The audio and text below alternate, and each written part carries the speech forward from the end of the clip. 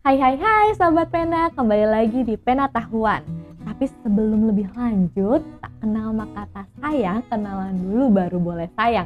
Perkenalkan, nama saya Anissa Hoiria, saya Chief Marketing Officer di Pena Enterprise dan juga Kaizen Room.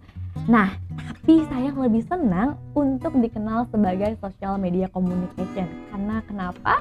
Karena saat ini kita lebih sering untuk berkomunikasi di media sosial, iya kan? Bahkan teman-teman yang punya brand ataupun produk wajib banget loh punya media sosial. Kenapa sih wajib banget? Nanti kita akan bahas setelah yang satu ini.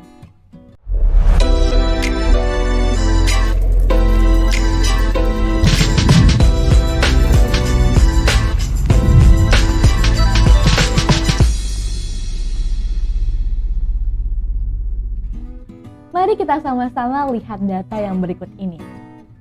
Ini adalah yang terjadi pada 1 menit kehidupan kita dalam hal perkontenan. Berbicara media sosial yang populer, di Instagram ada 65.000 foto yang di-share. Bahkan di Facebook ada 340.000 foto yang di-share. Berbicara tentang TikTok pun ada 167 juta video yang ditonton oleh user. Bahkan kalau kita lihat perkembangan saat ini ya, TikTok itu saya yakin tahun ini akan semakin melesat karena TikTok ini menjadi media sosial terpopuler di tahun ini. Jadi ini adalah saingan Anda dalam waktu 1 menit dalam hal perkontenan. Apakah ini malah membuat kalian, teman-teman semua yang memiliki brand, menyerah terhadap konten? Tentu tidak, karena kita tidak mungkin untuk menutup tidak membuat konten sama sekali. Kita malah harus punya growth mindset. Kita harus berlomba-lomba membuat konten yang menarik yang bisa bersaing dalam 1 menit tersebut. Kalau misalnya teman-teman tidak membuat konten sama sekali, itu namanya menyerah sebelum berperang. Lalu, konten seperti apa yang bisa bersaing dalam 1 menit tersebut? Berbicara soal konten untuk foto ataupun video produk, itu wajib banget teman-teman yang memiliki brand untuk menunjukkannya terhadap calon konsumen. Namun, saya punya 5 tipe konten yang bisa banget untuk meningkatkan engagement dari brand Anda. Yang pertama, konten inspirasi. Perlu teman-teman sadari bahwa ternyata konsumen kita itu senang loh untuk diberikan motivasi ataupun inspirasi.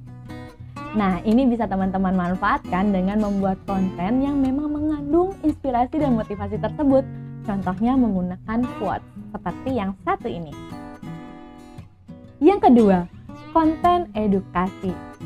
Konsumen senang sekali untuk belajar di media sosial.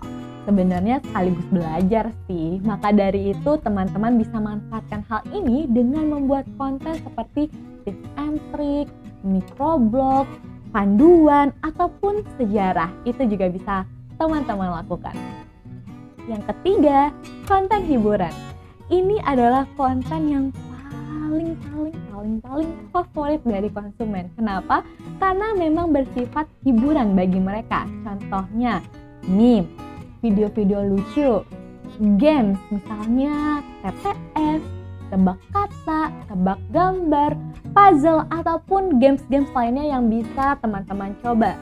Ataupun sekedar cuplikan-cuplikan film, itu juga bisa menghibur buat mereka. Yang keempat, konten kekinian. Di sini teman-teman punya 2 pilihan, yaitu menjadi trendsetter atau mengikuti tren. Sebenarnya dua-duanya juga boleh kok. Kita bisa manfaatkan tren-tren yang berlaku di masanya sekarang. Mungkin misalnya kita balik ke belakang, ada tren It's My Dream Mas. Nah, itu bisa teman-teman manfaatkan untuk membuat konten yang memang mengandung hiburan dan juga masukan inti ataupun value dari brand Anda. Atau misalnya kita balik lagi ke agak belakang, ada drama Squid Game. Banyak sekali meme-meme yang bisa ditampilkan.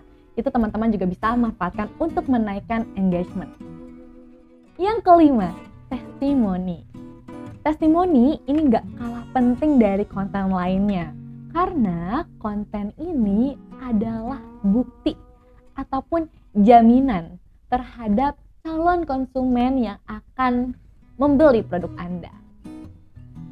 Nah, itu dia tipe konten yang bisa teman-teman coba untuk menaikkan engagement ataupun bersaing dalam 1 menit tersebut.